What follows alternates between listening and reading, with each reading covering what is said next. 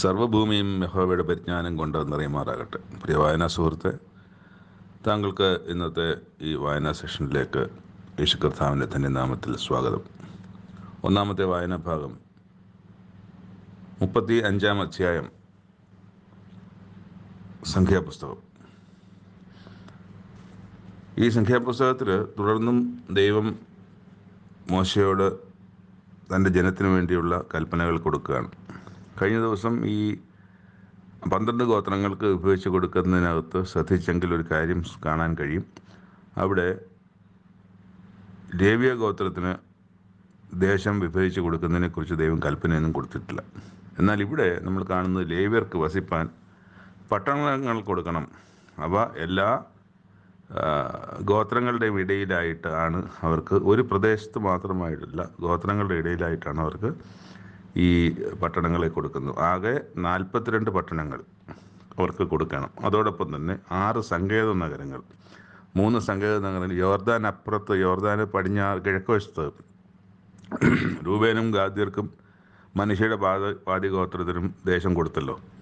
അവിടെ 3 പട്ടണങ്ങൾ, യോർദാന് പടിഞ്ഞാറ് വശത്ത് ഇപ്പോൾ അവരാകാൻ പോകുന്ന സ്ഥലത്ത് അവിടെ 3 പട്ടണങ്ങൾ, അങ്ങനെ 6 പട്ടണങ്ങൾ. അതോടൊപ്പം 42 പട്ടണങ്ങൾ ഈ ലേവ്യർക്ക് കൊടുക്കണം. എവിടെ കൊടുക്കണമെന്നൊക്കെ ഉള്ളത് പിന്നീട് ദൈവം പറയും.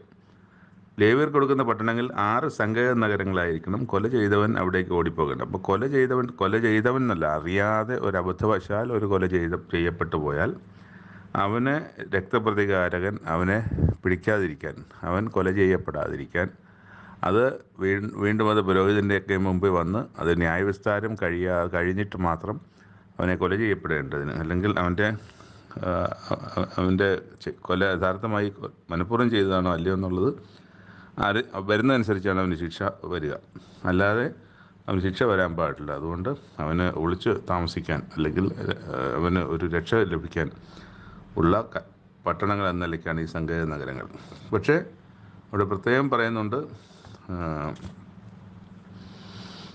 ആരെങ്കിലും ഇരുമ്പായുധം കൊണ്ട് ഒരുത്തിനെ അടിച്ചിട്ട് അവൻ മരിച്ചു പോയാൽ അവൻ കൊലപാതകനാണ്, അവന് മരണശിക്ഷ അനുഭവിക്കണം. അതുപോലെ ആരെങ്കിലും കയ്യിലിരുന്ന മരയായുധം കൊണ്ട് ഒരുത്തിനെ അടിച്ചിട്ട് അവൻ മരിച്ചു പോയാൽ അവൻ കൊലപാതകൻ, അവന് ഈ ഇവിടെ പോയി പട്ടണത്തിൽ പോയി ഒളിച്ചിരുന്നാലും കാര്യമില്ല, അവൻ മരണശിക്ഷ അനുഭവിക്കേണ്ടവനാണ്.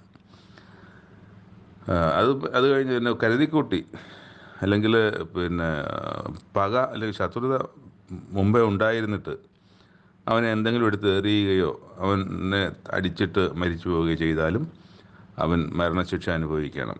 അവിടെ ഈ പറഞ്ഞ സങ്കേത നഗരങ്ങളിൽ പോയി അവന് രക്ഷപ്പെടുവാൻ സാധിക്കുകയില്ല. ഇതെല്ലാം ചെയ്യേണ്ടത് വിശുദ്ധ തൈലത്താൽ അഭിഷിക്തനായ മഹാപുരോഹിതൻ്റെ മരണം വരെ അവിടെ അവന് പാർക്കാം. എന്നാൽ കൊല ചെയ്തവൻ ഓടിപ്പോയിരിക്കുന്ന സങ്കേത നഗരത്തിൻ്റെ അതിർ വിട്ട് പുറത്തു വരികയും അവൻ്റെ സങ്കേത നഗരത്തിൻ്റെ അതിരിന് പുറത്ത് വെച്ച് കണ്ട് രക്തപ്രതികാരൻ കൊല ചെയ്തവനെ കൊല്ലുകയും ചെയ്താൽ അവന് രക്തപാതകമില്ല. പക്ഷേ സങ്കേത നഗരത്തിൽ നിന്ന് പുറത്തു പോകാൻ പാടില്ല, സങ്കേത നഗരത്തിൽ തന്നെ ആയിരിക്കണം. അങ്ങനെ ഒരു വ്യവസ്ഥയും കൊണ്ട് പുറത്തെപ്പോഴെങ്കിലും വരികയാണെങ്കിൽ അതിൻ്റെ ആണോ, ഇപ്പം അപ്പനെ കൊന്നെങ്കിൽ പ്രതികാരകൻ എന്ന് പറയുന്നത് അയാളുടെ മകനായിരിക്കും. മകനെയാണ് കൊല്ല ചെയ്യപ്പെടുന്നതെങ്കിൽ അതിൻ്റെ രക്തപ്രതികാരകൻ അവൻ്റെ അപ്പനായിരിക്കും. അയാൾക്ക് ഇയാളെ കൊല്ലുമ്പോൾ അങ്ങനെ കൊല്ലുന്ന ആൾക്ക് കുറ്റമില്ല എന്നുള്ള തരത്തിലാണ് നമുക്ക് ദൈവം അതിനെ വ്യവസ്ഥ ചെയ്തിരിക്കുന്നത്. എന്നാൽ ഒരു മനുഷ്യൻ്റെ നേരെ മരണശിക്ഷയ്ക്ക് ഏകസാക്ഷിയുടെ മൊഴി മതിയാകുന്നതല്ല. അപ്പോൾ ഇങ്ങനെ ഒരു കാര്യം ചെയ്യുമ്പോഴും ഒരാളുടെ സാക്ഷി കൊണ്ട്, ഒരൊറ്റ സാക്ഷി കൊണ്ട് അത് വ്യവസ്ഥയാകത്തില്ല. മറിച്ച് ദൈവം പറയുന്നുണ്ട്, അത് 3 പേരെങ്കിലും അതിനെക്കുറിച്ച് സാക്ഷ്യം പറയേണ്ടതാണ്. ഒരു തന്നെ നേരെ ഏകസാക്ഷി മതിയാകുന്നതല്ല. മരണയോഗ്യനായ കൊലപാതകൻ്റെ ജീവന് വേണ്ടി നിങ്ങൾ വീണ്ടെടുപ്പ് വില വാങ്ങരുതെന്നും പറയുന്നു. ഈ 3 പേർ വേണമെന്നുള്ള കാര്യം ഇവിടെ പറയുന്നില്ല, പക്ഷെ അതാണ് ദൈവം വയ്ക്കുന്ന വ്യവസ്ഥ. അപ്പോൾ അവിടെ ദൈവം പറയുന്നത് രക്തം ദേശത്തെ അശുദ്ധമാക്കുന്നു. അപ്പോൾ അത് അന്യായമായി ചൊരിയുന്ന രക്തം ദേശത്തെ അശുദ്ധമാക്കും. എന്നാൽ ന്യായമായ, അതായത് ഒരു കുറ്റം ചെയ്തിട്ട് ഒരുവൻ്റെ രക്തം ചൊരിയിക്കപ്പെടുകയാണെങ്കിൽ, ദൈവം പറഞ്ഞ വ്യവസ്ഥകൾക്കുള്ളിൽ ഒരുത്തനെ കൊല ചെയ്യപ്പെടുകയാണെങ്കിൽ അത് ദേശം അശുദ്ധമാകുകയല്ല, മാത്രമല്ല ദേശത്തിന് പ്രായശ്ചിത്തമാണ് അവിടെ സംഭവിക്കുക. അതിൻ്റെ അവസാന വാക്യം, ഞാൻ അധിവസിക്കുന്ന നിങ്ങളുടെ പാർപ്പിടമായ ദേശം അശുദ്ധമാക്കരുത്, കാരണം ഞാൻ ഇസ്രായേലിൻ്റെ മക്കളെ മധ്യേ ഞാൻ വസിക്കുന്നു അല്ലെങ്കിൽ അധിവസിക്കുന്നു. അതുകൊണ്ട് ദേശം അശുദ്ധമാക്കാതെ, ആളുകൾ അശുദ്ധമാക്കാതെ. അപ്പോൾ ഈ കൊല ചെയ്യപ്പെടുമ്പോൾ, അന്യായമായി കൊല ചെയ്യപ്പെടുമ്പോഴൊക്കെയും ദേശം അശുദ്ധമാക്കുകയാണ്. പക്ഷേ അതിൻ്റെ പരിഹാരമാണ് അശുദ്ധമാക്കപ്പെടാതിരിക്കാൻ വിശുദ്ധീകരിക്കപ്പെടുവാനുള്ള പ്രക്രിയയാണ്. അതിന് തക്ക ശിക്ഷ കൊടുക്കണം എന്ന് ഉള്ളത് ദൈവത്തിൻ്റെ വ്യവസ്ഥ പ്രകാരം. രണ്ടാമത്തെ വായനാഭാഗം, സദൃശവാക്യങ്ങൾ 26-ാം അധ്യായം. കാരണം കൂടാതെ ശാപം പറ്റുകയില്ല. കാരണം കൂടാതെ ശാപം പറ്റുകയില്ല ഒരു വാക്യമാണ്. അതിന് മുമ്പിലൊരു കാര്യം എഴുതിയിരിക്കുന്നത്, കുരുകിൽ പാറിപ്പോകുന്നതും മീവൽ പക്ഷി പറന്നു പോകുന്നതും പോലെ കാരണം കൂടാതെ ശാപം പറ്റുകയില്ലെന്നാണ്. അപ്പോൾ പലരും ഇപ്പം നമ്മൾ മനുഷ്യൻ ശപിക്കുന്ന ശാപത്തെക്കുറിച്ചല്ല ഇവിടെ പറയുന്നത്. ഒരു ശാപം, ദൈവിക ശാപം ഒക്കെ ദൈവം അതിനെന്തെങ്കിലും കാരണമില്ലാതെ, ശാപത്തെക്കുറിച്ചുള്ള ഒരു ലിസ്റ്റ് നമുക്ക് വായിച്ച് മനസ്സിലാക്കണമെങ്കിൽ ആവർത്തന പുസ്തകം 28-ാം അധ്യായത്തിൻ്റെ 15 മുതൽ അതിൻ്റെ അവസാനം വരെയുള്ള വാക്യങ്ങൾ, അതിൻ്റെ 1 മുതൽ 13, 14 വരെയുള്ള വാക്യങ്ങൾ അത്രയും ചെറിയ ഭാഗമാണ് അനുഗ്രഹങ്ങൾക്കായിട്ടുള്ളത്. എന്നാൽ അതിൻ്റെ 3 ഇരട്ടിയിലധികം ഭാഗം, അതിൻ്റെ 15 മുതൽ അവസാനം വരെ, ഏകദേശം 63 വരെ അങ്ങോട്ടുള്ള വാക്യങ്ങൾ, അതിൽ 58 വരെയുള്ള വാക്യങ്ങളിലും ശാപത്തെ സംബന്ധിച്ചാണ് പറയുന്നത്. അപ്പോൾ നമുക്ക് ദൈവവ്യവസ്ഥയ്ക്ക് വിരുദ്ധമായി നടക്കുന്നു. അപ്പോൾ ചിലപ്പോൾ നമ്മൾ നോക്കിയാൽ, ഒന്ന് വായിച്ച് മനസ്സിലാക്കിയാൽ, ഇന്ന് നമ്മൾ അനുഭവിക്കുന്ന ഏതെങ്കിലുമൊക്കെയും കഷ്ടപ്പാടുകൾ അല്ലെങ്കിൽ ബുദ്ധിമുട്ടുകൾ അതിനകത്തു നിന്ന് വായിച്ചെടുക്കാൻ കഴിയും. അപ്പോൾ അതിൽ ദൈവം ഓൾറെഡി തന്നെ എഴുതി വച്ചിരിക്കുന്ന ശാപങ്ങൾ, അതിനുള്ള കാരണവും അവിടെ എഴുതിയിട്ടുണ്ട്. അപ്പോൾ നമുക്കത് മനസ്സിലായാൽ എന്ത് ചെയ്യാൻ പറ്റും? നമുക്ക് ആ കാരണത്തെ ദൈവസന്നിധിയിൽ കറക്റ്റ് ചെയ്ത് നേരെയായി അനുഭവിച്ചുകൊണ്ടിരിക്കുന്ന ശാപത്തിൻ്റെ പരിഹാരം കാണാൻ കഴിയും. അതിനുവേണ്ടി നമുക്ക് ശ്രമിക്കാം. താഴോട്ട് വരുമ്പോൾ, നായ ഛർദിയിലേക്ക് വീണ്ടും തിരിയുന്നതും മൂഢൻ തൻ്റെ പോഷത്വം ആവർത്തിക്കുന്നതും ഒരുപോലെ. നമ്മൾ പലപ്പോഴും ചില കാര്യങ്ങൾ തീരുമാനിക്കും, ഇത് ഞാൻ ഉപേക്ഷിക്കുകയാണ്, ഇത് ഞാൻ ഇനി മേലെ ചെയ്യുകയില്ല, ഇത് ആവശ്യമില്ല, അല്ലെങ്കിൽ ഇന്നൊരു കാര്യം ചെയ്തു തുടങ്ങാം എന്നൊക്കെയും പറഞ്ഞ് ദൈവസന്നിധിയിൽ എടുക്കുന്ന തീരുമാനങ്ങൾക്ക് വിരുദ്ധമായി അത് ഉപേക്ഷിച്ചിട്ട് വീണ്ടും നായയ്ക്ക് സ്വന്തം ഛർദിയിലേക്ക്, നായ ഉപേക്ഷിച്ചതാണ് അല്ലെങ്കിൽ ഛർദ്ദിച്ച് കളഞ്ഞതാണ് നായ, എന്നാൽ പക്ഷേ ആ ഛർദ്ദിച്ചതിനെ വീണ്ടും തിന്നുന്നത് പോലെയാണ് മൂഢൻ തൻ്റെ പോഷത്വം വീണ്ടും ആവർത്തിക്കുന്നത്. അപ്പം അത് എത്ര വൃത്തികെട്ട ഒരു കാര്യമാണെന്ന് ആലോചിച്ചു. നമ്മളിപ്പോൾ നമ്മുടെ ഛർദിൽ നമ്മൾ കഴിക്കുകയാണെങ്കിൽ നമ്മളത് ചെയ്യുമോ? അതിനെക്കുറിച്ച് ആലോചിക്കുമ്പോൾ തന്നെ നമുക്ക് ഓക്കാനം വരും. അപ്പം അങ്ങനെ തന്നെയാണ് ഈ നമ്മൾ ഉപേക്ഷിച്ച ഒരു സാധനത്തിനെ, കൊള്ളരുതാത്ത ഒരു കാര്യത്തെ നമ്മൾ വീണ്ടും നമ്മുടെ ജീവിതത്തിലേക്ക് തിരികെ കൊണ്ടുവരുന്നത്. തന്നെ സംബന്ധിക്കാത്ത വഴക്കിൽ ഇടപെടുന്നവൻ വഴിയെ പോകുന്ന നായയുടെ ചെവിക്ക് പിടിക്കുന്നവനെ പോലെയാണ്. അപ്പോൾ വഴിയെ പോകുന്ന നായയുടെ ചെവിക്ക് കയറി പിടിച്ചാൽ എന്ത് ചെയ്യും? അത് നമ്മളെ കുരച്ച് ബഹളം വെച്ച് കടിച്ചിട്ടേ പോവുള്ളൂ. അതുപോലെയാണ് ഇവിടെ തന്നെ സംബന്ധിക്കാത്ത വഴക്കിൽ ഇടപെടുന്നവൻ. ചിലരൊക്കെ ഇങ്ങനെ വഴക്കുകളിലൊക്കെ കയറി ഇടപെട്ടിട്ട് അവസാനം വഴക്ക് ഇടപെടുന്നവനും തമ്മിലാകും പിന്നെ അവസാനം വഴക്ക്. ഭേഷണിക്കാരൻ്റെ വാക്ക് സ്വാദ് ഭോജനം പോലെ, അത് വയറ്റിൻ്റെ അറകളിലേക്ക് ചെല്ലുന്നു. അത് നമുക്ക് പൊതുവെ കാണുന്ന ഒരു കാര്യമാണ്. എന്തെങ്കിലും മറ്റുള്ള ഒരാളുടെ കൊണ്ട് ഇല്ലാത്ത കാര്യങ്ങൾ അതാണ് ഏഷണി എന്ന് പറയുന്നത്. ഏഷണി എന്ന് പറയുമ്പോൾ ഇല്ലാത്ത കാര്യം മാത്രമാവണമെന്നില്ല, ഉള്ള കാര്യമാകാം. അപ്പോൾ അത് കേൾക്കാനൊരു ഭയങ്കര സുഖമാണ്, ഒരാളുടെ കുറ്റം കേൾക്കാൻ. അത് ഉള്ള കുറ്റമായാലും ഇല്ലാത്ത കുറ്റം ഉണ്ടാക്കി പറഞ്ഞാലും അത് കേൾക്കുന്നവൻ്റെ കാര്യമാണ്. അത് കേൾക്കുന്നതിനെ സംബന്ധിച്ച് അത് വയറിൻ്റെ അറകളിലേക്ക് ചെല്ലുന്നു. അതൊരു ഭയങ്കര രസമുള്ള കാര്യമാണ്. അപ്പോൾ അതൊക്കെ നമ്മുടെ നാട്ടിൽ അല്ലെങ്കിൽ നമ്മളാരെങ്കിലുമൊക്കെ തന്നെ ഈ ഒരു കാര്യം രസമായി കൊണ്ടു നടക്കുന്നവരായിരിക്കാം. അത് അങ്ങനെ ഒരു കാര്യം ഉപേക്ഷിക്കുകയാണ്, അല്ലെങ്കിൽ എനിക്കത് കേൾക്കണ്ട എന്ന് പറയാൻ തക്കവണ്ണമുള്ളൊരു സ്വഭാവം നമ്മൾ കാണിക്കണം എന്നുള്ളതാണ്. ഭോഷ്ക് പറയുന്ന നാവ് അതിനാൽ തകർന്നവരെ ദ്വേഷിക്കുന്നു. ഭോഷ്ക് പറയുന്ന നാവ് അതിനാൽ തകർന്നവരെ ദ്വേഷിക്കുന്നു. മുഖസ്തുതി പറയുന്ന വായ നാശം വരുത്തുന്നു. അപ്പോൾ രണ്ടും നല്ലതല്ല. ഭോഷ്ക് പറയുന്നതും നല്ലതല്ല, മുഖസ്തുതി പറയുന്നതും നല്ലതല്ല എന്നുള്ളതാണ്. അങ്ങനെയാണ് ഈ 26-ാം അധ്യായത്തിലെ അവസാനത്തെ വാക്യം ഇപ്പോൾ വായിച്ച ഈ വാക്യമാണ്. മൂന്നാമത്തെ വായനാഭാഗം, യോഹന്നാൻ്റെ സുവിശേഷം 8-ാം അധ്യായം. ഇവിടെ നമ്മൾ കാണുന്നത് യേശു ഒലിവുമലയിലേക്ക് പോയി എന്നാണ്. യേശു ഗലീലായിൽ നിന്ന് യെരുശലേമിലേക്ക് വരുന്ന കാലത്തൊക്കെയും പകല് ദേവാലയത്തിലൊക്കെയും കാണും, ദേവാലയത്തിൽ സംസാരിക്കുകയും ഉപദേശിക്കുകയും ഒക്കെ ചെയ്യുന്ന അവിടുത്തെ ആൾക്കാരെ കാണുകയും സൗഖ്യമാക്കുകയൊക്കെ ചെയ്തിട്ട് വൈകുന്നേരം എല്ലാ ദിവസവും ഒലിവുമലയിലേക്കാണ് പോകുന്നത്. ആ രാത്രികാലം ഒലിവുമലയിൽ ആണ് ചിലവഴിക്കുക. അവിടെ ശിഷ്യന്മാരുമായിട്ട് ഒലിവുമലയിൽ ഇരിക്കുക മാത്രമല്ല, ദൈവത്തോട് പ്രാർത്ഥിക്കാനും വലിയൊരു സമയം തിരഞ്ഞെടുക്കുകയും ചെയ്യും. അപ്പോൾ കൂടുതൽ സമയം ദൈവത്തോട് ചേർന്നിരുന്ന് തന്നെ നാളത്തെ ദിവസത്തേക്കുള്ള കാര്യങ്ങളൊക്കെ ആയിരിക്കണം ദൈവം എനിക്ക് കാണിച്ചു തന്നു എന്നൊക്കെ പറയുന്ന ഭാഗത്ത് അത് ചിന്തിക്കേണ്ടതാണ്. അപ്പം മുമ്പ് ഈ ദൈവമായിട്ട് പ്രാർത്ഥനയിലും അല്ലെങ്കിൽ ദൈവമായിട്ട് ധ്യാനത്തിലുമൊക്കെ ആയിരിക്കുന്ന സമയത്ത് ക്രിസ്തുവിന് ഈ കാര്യങ്ങളൊക്കെയും മുൻകൂട്ടി തന്നെ ദൈവം കാണിച്ചു കൊടുക്കുന്നുണ്ടാവും. അപ്പോൾ അങ്ങനെ കൂടുതൽ സമയവും ദൈവത്തോടു കൂടി ആയിരിക്കാൻ, ഏകനായിരിക്കാൻ, ധ്യാനത്തോടെ ആയിരിക്കാൻ, ഏകാഗ്രമായിരിക്കാനൊക്കെ ഈ ഒലിവുമല ആണ് യേശുക്രിസ്തു തിരഞ്ഞെടുത്തിരുന്നത്.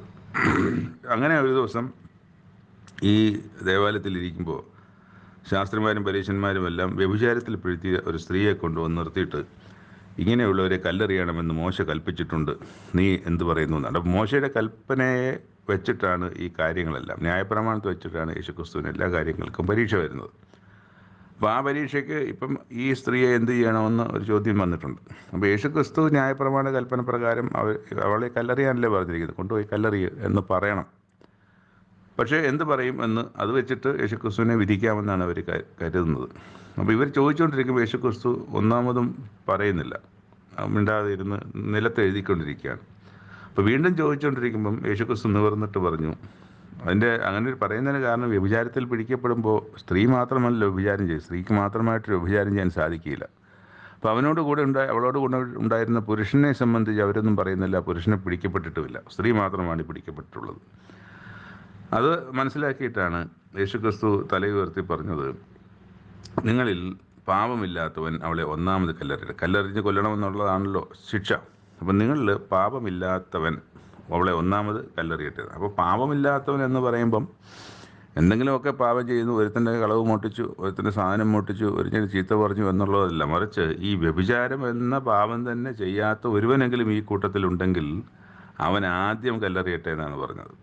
അപ്പോൾ അവിടെ കുറച്ച് കഴിഞ്ഞപ്പം ഓരോരുത്തനായിട്ട് വിട്ടുപോയി. അപ്പോൾ അവർക്ക് മനസാക്ഷി കുത്തുണ്ട്, ഞാൻ ഈ വ്യഭിചാരം ചെയ്തിട്ടുള്ളവനാണല്ലോ, അപ്പോൾ എനിക്ക് ന്യായമായും കല്ലെറിയാം. അപ്പോൾ അതൊക്കെ ആദ്യം പറയുന്നവനൊക്കെ അങ്ങ് പോയി അവസാനം സ്ത്രീയും ഈ യേശുക്രിസ്തുവും മാത്രമായി.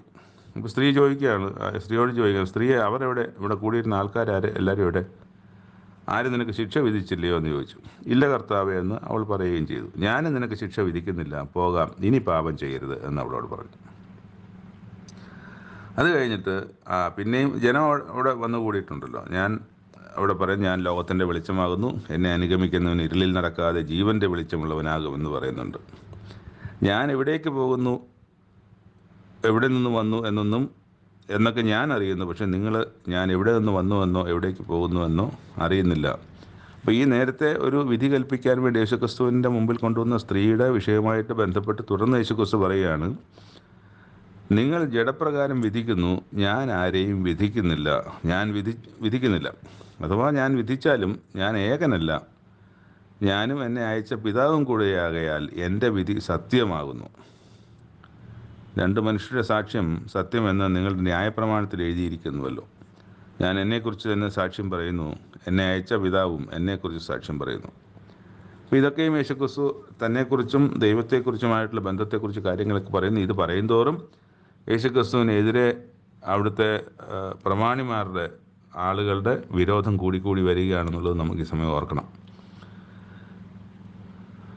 എന്നിട്ട് താഴോട്ട് പാപങ്ങൾ വയ്ക്കുന്നത്, നീ ആരാകുന്നു എന്ന് യേശുക്രിസ്തുവിനോട് ചോദ്യം ഉണ്ടാകുകയാണ്. നീ ആരാകുന്നു എന്ന് ചോദ്യം ഉണ്ടാകുകയാണ്. യേശു പറഞ്ഞു, ആദ്യം മുതൽ ഞാൻ നിങ്ങളോട് സംസാരിച്ച് പോരുന്നത് തന്നെ. അപ്പോൾ ഇത് ഞാൻ ആരാണെന്നുള്ളത് ഞാൻ ആദ്യം മുതൽ തന്നെ നിങ്ങളോട് സംസാരിക്കുന്നുണ്ട്. നിങ്ങളെക്കുറിച്ച് വളരെ സംസാരിപ്പാനും വിധിപ്പാനും എനിക്കുണ്ട്. എങ്കിലും എന്നെ അയച്ചവൻ സത്യവാനാകുന്നു, അവനോട് കേട്ടത് തന്നെ ഞാൻ ലോകത്തോട് സംസാരിക്കുന്നു എന്ന് പറഞ്ഞു. പിതാവിനെക്കുറിച്ചാകുന്നു അവൻ തങ്ങളോട് പറഞ്ഞതെന്ന് അവർ ഗ്രഹിച്ചില്ല.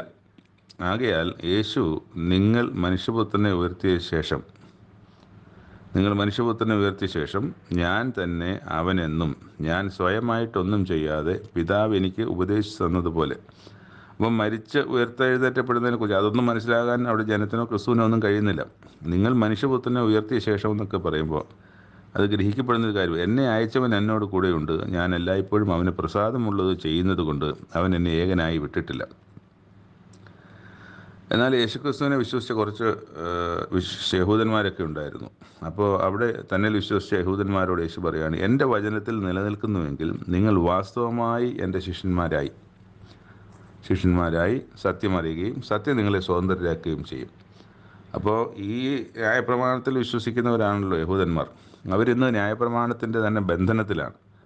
ആ ബന്ധനത്തിൽ നിന്ന് സത്യം അറിഞ്ഞിട്ട് സത്യം നിങ്ങളെ അത്തരത്തിലുള്ള എല്ലാ ബന്ധനങ്ങളിൽ നിന്നും നിങ്ങളെ മോചിപ്പിച്ച് നിങ്ങളെ സ്വതന്ത്രരാക്കുമെന്നാണ്. ഇതൊക്കെ പറയുന്നുവെങ്കിലും ഇന്ന് നമുക്കിത് വായിക്കുമ്പോൾ നമുക്ക് ഈ കാര്യങ്ങളൊക്കെ മനസ്സിലാകുന്നുണ്ട്. കാരണം അതിനുള്ള ഒരു അടിസ്ഥാനം നമുക്ക് ലഭിച്ചിട്ടുള്ളത് കൊണ്ടാണ്.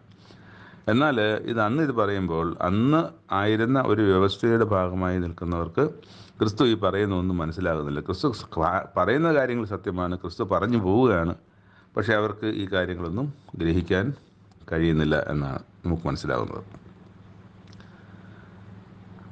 അവിടെ പിന്നെ 39-ാമത്തെ വാക്യത്തിൽ അവർ അവനോട് അബ്രഹാം ആകുന്നു ഞങ്ങളുടെ പിതാവ് എന്ന് ഒരു ഉത്തരം പറഞ്ഞു. അപ്പോൾ യേശു അവരോട്, നിങ്ങൾ അബ്രഹാമിൻ്റെ മക്കളെങ്കിൽ അബ്രഹാമിൻ്റെ പ്രവൃത്തികളെ ചെയ്യുമായിരുന്നു. എന്നാൽ ദൈവത്തോട് കേട്ടിട്ടുള്ള സത്യം നിങ്ങളോട് സംസാരിച്ചിരിക്കുന്ന മനുഷ്യനായ എന്നെ നിങ്ങൾ കൊല്ലുവാൻ നോക്കുന്നു. അങ്ങനെ അബ്രഹാം ചെയ്തില്ലല്ലോ. അബ്രഹാം അങ്ങനെ ചെയ്തിട്ടില്ല. പക്ഷേ നിങ്ങൾ എന്നെ കൊല്ലുവാൻ നോക്കുന്നു. അബ്രഹാം ചെയ്യാത്തൊരു പ്രവൃത്തി, അബ്രഹാമിൻ്റെ മക്കൾ എന്ന് പറയുമ്പോൾ തന്നെ അബ്രഹാം ചെയ്യാത്തൊരു പ്രവൃത്തി നിങ്ങൾ ചെയ്യുന്നു. അങ്ങനെ അബ്രഹാം ചെയ്തില്ലല്ലോ. നിങ്ങളുടെ പിതാവിൻ്റെ പ്രവൃത്തികളെ നിങ്ങൾ ചെയ്യുന്നുവെന്ന് പറഞ്ഞ് നിങ്ങളുടെ പിതാവിൻ്റെ പ്രവൃത്തികളെ നിങ്ങൾ ചെയ്യുന്നു എന്ന് പറഞ്ഞു. അവർ അവനോട്, ഞങ്ങൾ പരസംഗത്താൽ ജനിച്ചവരല്ല, ഞങ്ങൾക്ക് ഒരു പിതാവേ ഉള്ളൂ, ദൈവം തന്നെ എന്ന് പറഞ്ഞു. യേശു അവരോട് പറഞ്ഞത്, ദൈവം നിങ്ങളുടെ പിതാവെങ്കിൽ നിങ്ങൾ എന്നെ സ്നേഹിക്കുമായിരുന്നു. കാരണം ദൈവം എനിക്ക് പിതാവായ ദൈവത്തിൻ്റെ പുത്രനാണല്ലോ. നിങ്ങൾ എന്നെ സ്നേഹിക്കുമായിരുന്നു. ഞാൻ ദൈവത്തിൻ്റെ അടുക്കൽ നിന്ന് വന്നിരിക്കുന്നു, ഞാൻ സ്വയമായി വന്നതല്ല, അവൻ എന്നെ അയച്ചതാകുന്നു. എന്നിട്ടും എൻ്റെ ഭാഷണം നിങ്ങൾ ശ്രദ്ധിക്കാത്തതെന്ത്? എൻ്റെ വചനം കേൾപ്പാൻ നിങ്ങൾ മനസ്സിലായി കൊണ്ടത്രേ. അങ്ങനെ പറയാം, നിങ്ങൾ പിശാച് എന്ന പിതാവിൻ്റെ മക്കൾ എന്ന്. അപ്പം നേരത്തെയും പിതാവിൻ്റെ മക്കൾ എന്ന് പറയുന്നുണ്ട്. നിങ്ങളുടെ പിതാവിൻ്റെ പ്രവൃത്തികളാണ് ചെയ്യുന്നത്. അപ്പം ക്രിസ്തുവിൻ്റെ മനസ്സിലിരിക്കുന്ന പിതാവ് നിങ്ങൾ പിശാച് എന്ന പിതാവിൻ്റെ മക്കൾ എന്നുള്ള അർത്ഥത്തിലാണ്. അപ്പോൾ അതിവിടെ ക്ലിയറായിട്ട് പറയുന്നുണ്ട് യേശു ക്രിസ്തു, നിങ്ങൾ പിതാവിൻ്റെ മോഹങ്ങളെ ചെയ്യുവാൻ ഇച്ഛിക്കുന്നു. അവൻ ആദ്യം മുതൽ കൊലപാതകൻ ആകുന്നു, അവനിൽ സത്യമില്ലായകൊണ്ട്. സത്യത്തിൽ ആർക്ക്? ഈ പിശാചിന് സത്യത്തിൽ നിലനിൽക്കുന്നതുമില്ല. അവൻ ഭോഷ്ക് പറയുമ്പോൾ സ്വന്തത്തിൽ നിന്നെടുത്ത് പറയുന്നു. അവൻ ഭോഷ്ക് പറയുന്നവനും ഭോഷ്കിൻ്റെ അപ്പനുമാകുന്നു. ഞാനോ സത്യം പറയുന്നത് കൊണ്ട് നിങ്ങൾ എന്നെ വിശ്വസിക്കുന്നില്ല. ഇത്രയും കേട്ടാൽ മതിയല്ലോ. അവർക്ക് കോപം കൂടുവാനും ഒക്കെ വിരോധം കൂടുവാനും ഇവരെ ഇനി വെച്ചേക്കാൻ പാടില്ല, വീണ്ടും ഇത് പറഞ്ഞുകൊണ്ടിരിക്കുകയാണല്ലോ എന്നൊക്കെ ചിന്തിക്കാൻ. എന്നിട്ട് ദൈവസന്തതിയായവൻ ദൈവവചനം കേൾക്കുന്നു, നിങ്ങൾ ദൈവത്തിൻ്റെ സന്തതി അല്ലായതുകൊണ്ട് ഞാൻ പറയുന്ന വചനം ദൈവവചനമാണെന്ന് എനിക്കറിയാം. പക്ഷേ ഞാൻ പറയുന്നത് ദൈവവചനമായിട്ട് കേൾക്കാൻ നിങ്ങൾക്ക് മനസ്സില്ല. കാരണം നിങ്ങൾ എന്നെ അംഗീകരിക്കുന്നില്ല, നിങ്ങളെന്നെ സ്വന്തത്തിൽ ചേർത്ത് കൊള്ളുന്നില്ല. അവിടെയാണ് ഒരു യഹൂദന്മാർ അവനോട് പറയുന്നത്, നീ ഒരു ശമര്യൻ ആണല്ലോ, ഗലീലക്കാരൊക്കെ ശമര്യനാണ്, നിനക്ക് ഭൂതമുണ്ട് എന്ന് ഞങ്ങൾ പറയുന്നത് ശരിയാണ് എന്ന് പറയാണ്. അതിന് യേശു, എനിക്ക് ഭൂതമില്ല, ഞാൻ എൻ്റെ പിതാവിനെ ബഹുമാനിക്കാത്രേ ചെയ്യുന്നത്. നിങ്ങളോ എന്നെ അപമാനിക്കുന്നു. ഞാൻ എൻ്റെ മഹത്വം അന്വേഷിക്കുന്നില്ല, അന്വേഷിക്കുകയും വിധിക്കുകയും ചെയ്യുന്നവൻ ഒരുവനുണ്ട്. ആര്? ദൈവത്തെക്കുറിച്ച് പറയുന്നതാണ്. അപ്പം അന്വേഷിക്കുകയും വിധിക്കുകയും ചെയ്യുന്ന ഒരുവനുണ്ട്. ആ ദൈവം അത് ന്യായമായ വിധി അവിടെ ചെയ്യും എന്നുള്ളതാണ്. എന്നിട്ട് അതിൻ്റെ താഴെ തന്നെ അവർ പറയുന്നത്, അബ്രഹാമും പ്രവാചകന്മാരും മരിച്ചു, നീയോ എൻ്റെ വചനം പ്രമാണിക്കുന്നവൻ ഒരു നാളും മരണം ആസ്വദിക്കില്ല എന്ന് പറയുന്നു. നമ്മുടെ പിതാവായ അബ്രഹാം പോലും മരിച്ചുപോയി, നീ അവനേക്കാൾ വലിയവനൊന്നും അല്ലല്ലോ എന്നും അവിടെ പറയുന്നു. എന്നിട്ട് ചോദിക്കും, നീ നിന്നെ തന്നെ ആരാക്കുവാനാണ് നീ ശ്രമിക്കുന്നത്? അപ്പോൾ അവിടെ നിന്നെ തന്നെ ആരാക്കുവാൻ ശ്രമിക്കുന്നു എന്ന് പറയുമ്പോൾ ദൈവത്തിന് മരണമില്ലാന്ന് അവർക്കറിയാം. അപ്പം നീ മരണമില്ലാത്തതിനെ കുറിച്ച് പറയുമ്പോൾ ദൈവത്തോട് സമനാക്കുക, നീ ദൈവമാക്കുവാൻ, നിന്നെ തന്നെ ദൈവമാക്കുവാൻ എന്ന് പറയുന്ന ഒരു കാര്യത്തിലേക്കാണ് അവർ വരുന്നത്. അപ്പോൾ അവിടെ യേശു അവർക്ക് മറുപടി പറയുന്നുണ്ട്, എന്നെ മഹത്വപ്പെടുത്തുന്നത് ദൈവമാണ് എന്നൊക്കെയും പറയുന്ന, നിങ്ങളുടെ മഹത്വം ഞാൻ അന്വേഷിക്കുന്നില്ല എന്നൊക്കെയും പറയുന്ന ഭാഗമുണ്ട്. പക്ഷെ ഇതൊന്നും വെള്ളത്തിൽ വരച്ച വര പോലെ അതൊക്കെ ആയിത്തീരുന്നു എന്നുള്ളതാണ്. പക്ഷെ ഞാൻ ദൈവത്തെ അറിയുന്നില്ലെന്ന് ഞാൻ പറഞ്ഞാൽ നിങ്ങളെപ്പോലെ ഭോഷ്ക് പറയുന്നത്, എനിക്കങ്ങനെ പറയാനൊക്കത്തില്ല. ഞാൻ ദൈവത്തെ അറിയുന്നില്ല എന്ന് നിങ്ങളുടെ തൃപ്തിക്ക് വേണ്ടി പറഞ്ഞാൽ അത് കളവായി മാറും. ഞാനവനെ അറിയുന്നു, അവൻ്റെ വചനം പ്രമാണിക്കുകയും ചെയ്യുന്നു. നിങ്ങളുടെ പിതാവായ അബ്രഹാം എൻ്റെ ദിവസം കാണും എന്നുള്ളത് കൊണ്ട് ഉല്ലസിച്ചു എന്നും അതും ക്രിസ്തു പറയുന്നത്, അവൻ കണ്ട് സന്തോഷിച്ചുമിരിക്കുന്നു എന്ന് ഉത്തരം പറഞ്ഞു. ഇതൂടെ ആയപ്പോഴത്തേക്ക് സംഗതി വഷളായി. അതായത് നിങ്ങളുടെ പിതാവായ അബ്രഹാം എൻ്റെ ദിവസം കാണും എന്നുള്ളത് കൊണ്ട് ഉല്ലസിച്ചു എന്നാണ് അവിടെ വായിക്കുന്നത്. അത് കണ്ട് അബ്രഹാം സന്തോഷിച്ചുമിരിക്കുന്നു എന്ന് വായിക്കുന്നുണ്ട്, മറുപടി പറയുന്നുണ്ട്. അപ്പോൾ യഹൂദന്മാർ അവരോട്, നിനക്ക് 50 വയസ്സായിട്ടില്ല, നീ അബ്രഹാമിനെ കണ്ടിട്ടുണ്ടോ എന്ന്. ഇത് ഞാൻ പറഞ്ഞത് മറ്റൊന്നുമല്ല. ഇതൊക്കെയും ക്രിസ്തു പറയുന്നത് എന്താണ്? അബ്രഹാം വരാനിരിക്കുന്ന ദൈവരാജ്യത്തെ സംബന്ധിച്ച് ഒക്കെയും അബ്രഹാം അതിൻ്റെ കാഴ്ച, അതിൻ്റെ ദർശനങ്ങൾ, അല്ലെങ്കിൽ അതിൻ്റെ കാഴ്ച, അതിൻ്റെ വിശ്വാസത്തിൻ്റെ കാഴ്ച അബ്രഹാം നേരത്തെ കണ്ടിട്ടുണ്ടെന്നാണ് പറയുന്നത്. അത് വരാനിരിക്കുന്ന ആ നല്ല നാളുകളെക്കുറിച്ചുള്ള കാര്യമാണ് ഇവിടെ പറയുന്നത്. പക്ഷേ ഇവർക്കത് ഒരു ഭൗതികമായ അല്ലെങ്കിൽ ഭൗമികമായ ജഡീകമായൊരു കാര്യമായിട്ടാണ് അവർക്ക് തോന്നുന്നത്. അപ്പോൾ അബ്രഹാമിനെ നീ കണ്ടിട്ടുണ്ടെങ്കിൽ, അബ്രഹാം ഈ കണ്ടിട്ടുണ്ട്, നിൻ്റെ ദിവസം കണ്ടിട്ടുണ്ടെന്ന് പറയുകയാണെങ്കിൽ അബ്രഹാമിൻ്റെ പ്രായം നിനക്കാകണം, അല്ലെങ്കിൽ നിൻ്റെ പ്രായം അബ്രഹാമിൻ്റെ പ്രായത്തോടൊക്കണം. നിനക്കാകെ 50 വയസ്സേ ആയിട്ടുള്ളൂ. അബ്രഹാം എന്നേ മരിച്ച ആളാണ്. അപ്പോൾ അത്രയും പ്രായം നീ പിന്നെ എങ്ങനെയാണ് ഇത് പറയുന്നത്? അത് മറ്റൊന്നും കൊണ്ടല്ല, അവർക്കത് മനസ്സിലാകാത്തത് കൊണ്ടാണ്. അതിൻ്റെ കൂടെ വേറൊരു കാര്യം പറയുന്നുണ്ട്. അതുകൂടെ ആയപ്പോഴത്തേക്ക് സംഗതി നിലവിട്ടു പോവുകയാണ്. അതിതാണ്, അബ്രഹാം ജനിച്ചതിന് മുമ്പേ ഞാൻ ഉണ്ട് എന്ന് പറഞ്ഞു. അബ്രഹാമിൻ്റെ പ്രായം, അത്രയും പ്രായം ആകാൻ നിൻ്റെ ദിവസം കാണാൻ അബ്രഹാം കണ്ടു എന്ന് പറയുമ്പോൾ നിനക്ക് 50 വയസ്സ് പോലും ആയിട്ടില്ല. അങ്ങനെ പറയുമ്പോൾ അടുത്ത ക്രിസ്തു പറയുകയാണ്, ഞാൻ അബ്രഹാമിന് മുമ്പേ ഉണ്ട് എന്ന്. അപ്പോൾ അബ്രഹാമിനെ മുമ്പേ ഉണ്ടെന്ന് പറയുമ്പോഴത്തേക്ക് അപ്പോൾ അവർ എറിയുവാൻ കല്ലെടുത്തു. യേശുവോ ആ സമയത്ത് മറിഞ്ഞ് രക്ഷപ്പെട്ട്, അല്ലെങ്കിൽ ഒഴിഞ്ഞു മാറി ദേവാലയം വിട്ട് പോയതുകൊണ്ട് അപ്പോൾ കല്ലെറിയുകയോ യേശു ക്രിസ്തുവിനെ ഉപദ്രവിക്കപ്പെടുകയോ ചെയ്തില്ല. ഇവിടെ പറഞ്ഞത് എന്താണ്? അബ്രഹാം ജനിച്ചതിന് മുമ്പേ ഞാൻ ഉണ്ടെന്നാണ്. അപ്പം അബ്രഹാം ജനിച്ചതിന് മുമ്പേ ഉണ്ടെന്ന് പറഞ്ഞാൽ എവിടെ ഉണ്ടെന്നുള്ളത് നമ്മൾ ചിന്തിക്കണം.